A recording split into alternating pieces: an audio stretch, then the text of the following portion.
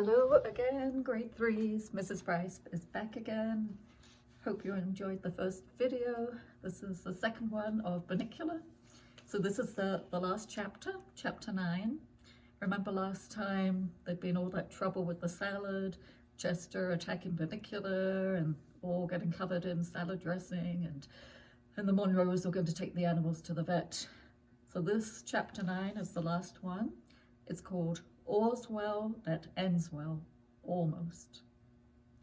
Looking back on that night, I remember thinking that this whole mess could never be resolved happily. What would become of Bunnicula, my new friend, who was suffering from starvation? And what of Chester, my old friend, who seemed to have flipped his lid and, if you'll pardon the expression, was in the doghouse with the Monroes? Or, of far greater concern at that time, of course, was my own future. For on that night, all that consumed my thoughts was the fear of the next day's injections. Remember, he was going for his shots. It all seemed hopeless indeed. But, looking back on the next day, I can tell you that happy endings are possible, even in situations as fraught with complications as this one was. Early the next morning, we all piled into the car, some of us with greater reluctance than others, and trundled off to the vet. And by afternoon, we were on our way to solving our problems. The vet worked everything out very nicely. He discovered that Bunnicula was suffering from extreme hunger. I could have told him that. Rather than jar his fragile stomach with solid foods, the doctor decided he should be put on a liquid diet until he got better. So Bunnicula was immediately given some carrot juice, which he drank eagerly. After he finished, he looked over at me with a great grin on his face and winked. Chester was diagnosed as being emotionally overwrought. It was suggested that he start sessions with a cat psychiatrist to work out what the doctor called a case of sibling rivalry with Bunnicula. I asked Chester later what a sibling was, but he wasn't speaking to me. So I looked it up. It's like a brother or sister.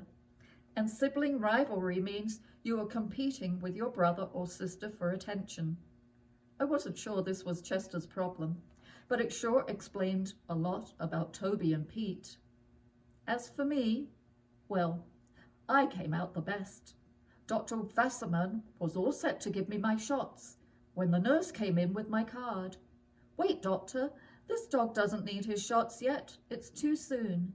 So I got a pat on the head and a doggy pop instead.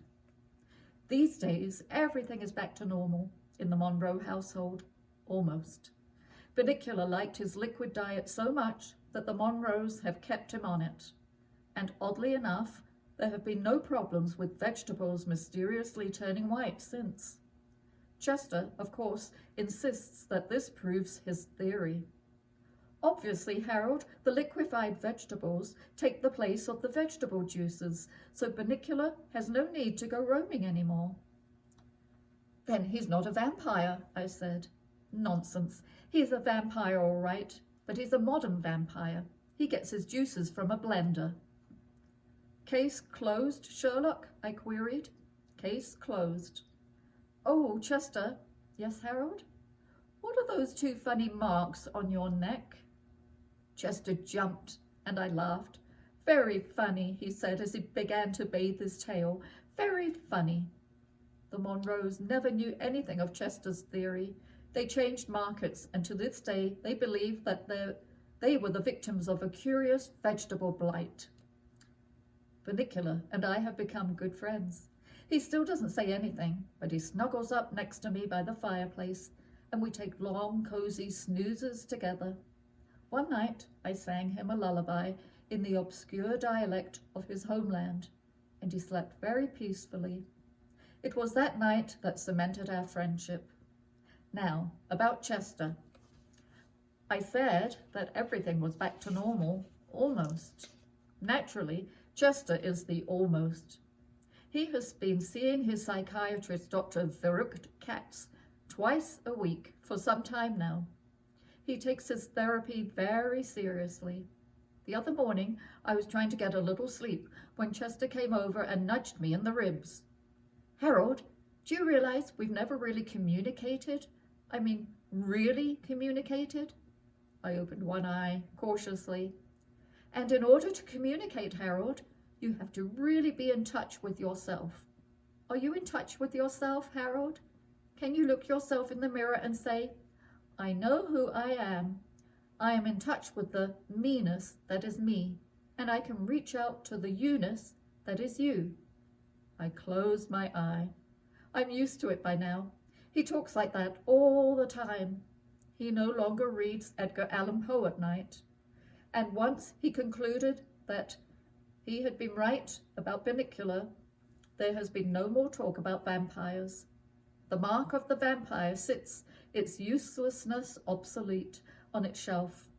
Right now, he's reading Finding Yourself by Screaming a Lot. And the other night, when I heard the most awful noise coming from the basement, I didn't even bat an eyelid. I knew it was just Chester, finding himself, as he calls it. He explains to me that he's getting in touch with his kittenhood. And I've told him that's fine, just to let me know when he's going to do it, so I can be elsewhere. I've had enough trouble from Chester's adventures. And here's a picture. Chester on the chair and Harold on the floor. And where's Bunnicula? Oh, Bunnicula is right there, snuggled up with Harold.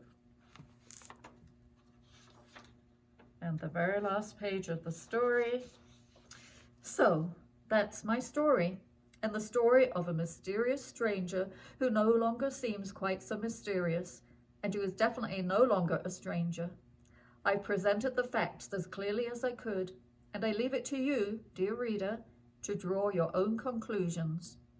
I must now bring this narrative to a close, since it is Friday night, Toby's night to stay up late and read, and I can hear the crinkling of cellophane. I can only hope it covers 2 chocolate cupcakes with cream filling. And that is the end of Bunnicula. I hope you enjoyed it. I hope you all got some books out that you can still read. And hopefully in September we'll start again and we'll do some different stories. Anyway, bye to all of you. Miss you guys. Looking forward to seeing you again very soon. Take care.